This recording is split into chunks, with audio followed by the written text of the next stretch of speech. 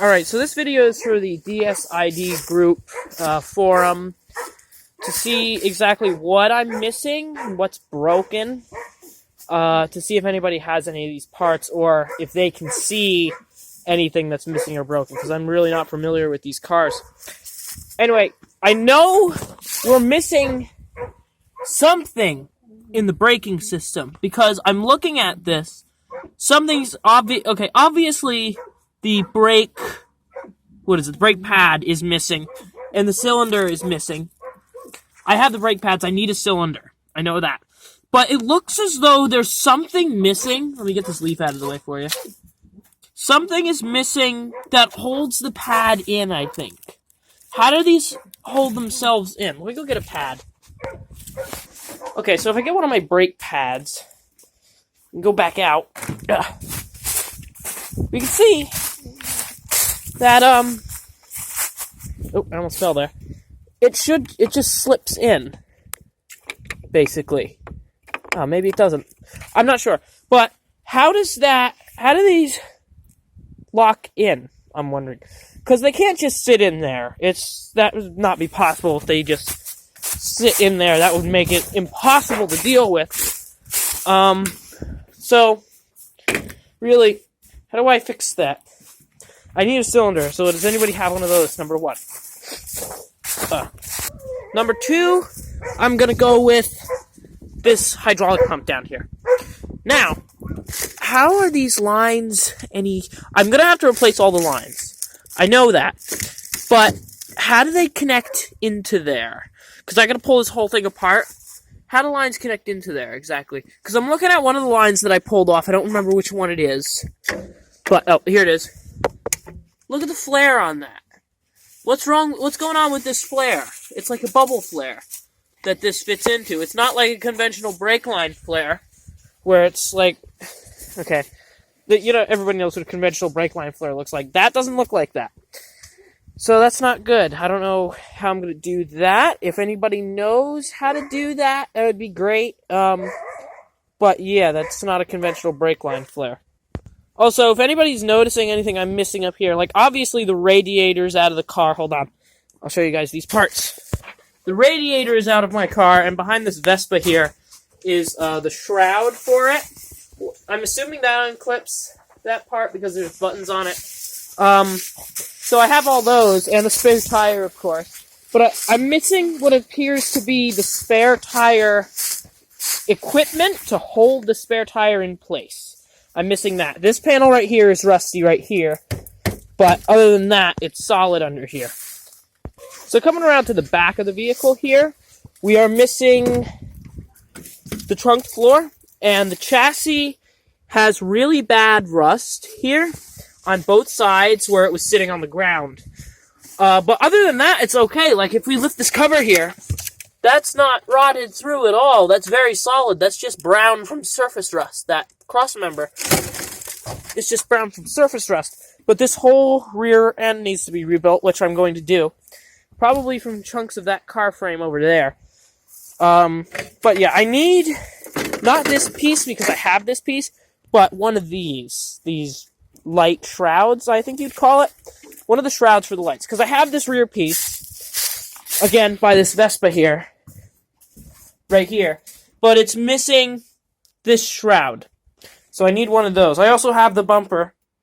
Yeah, let me get rid of the sun there. I have the bumper too. But yeah, we have a small hole in the bottom of this door. But that's basically it. I think I can rust repair that. I can patch that up with something and kind of color match it.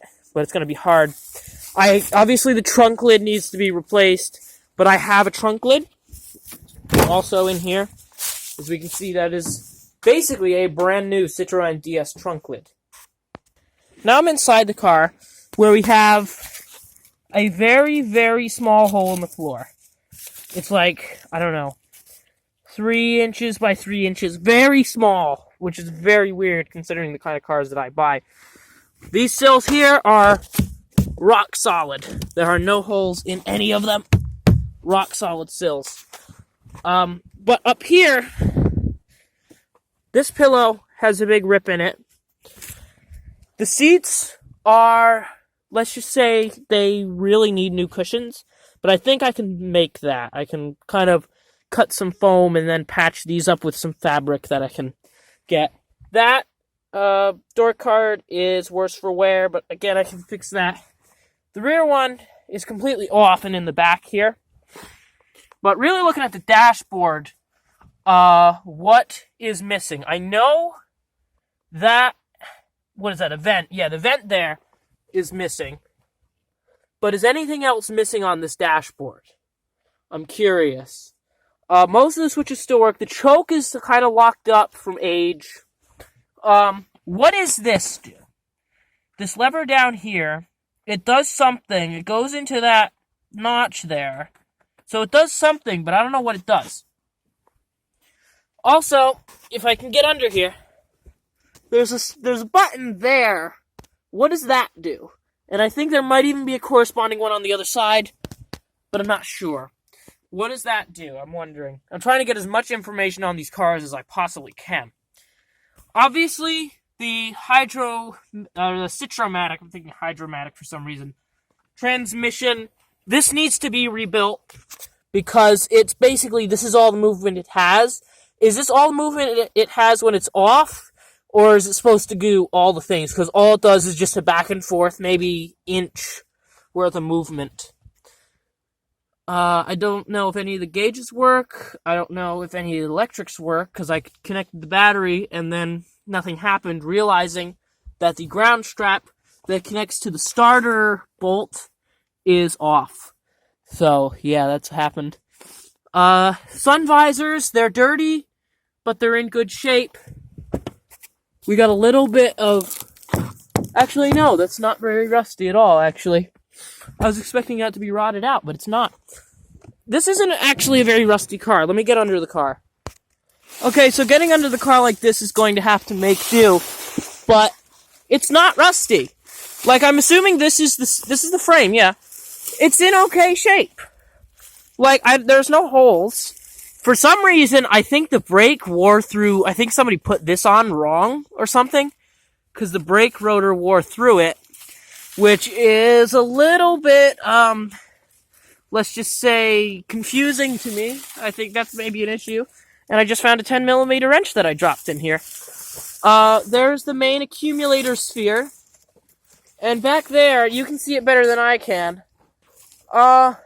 It's good. There's no rust, really.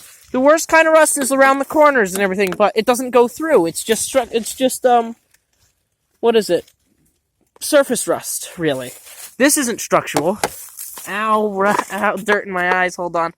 This is the same on the other side, although I do have to say, look at this cross member, that's fine.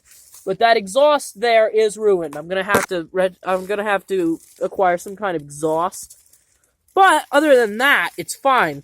I am gonna be replacing every single line in this. I don't care the condition of them, I'm going to replace them. I do not trust brake lines with 2,500 psi of pressure.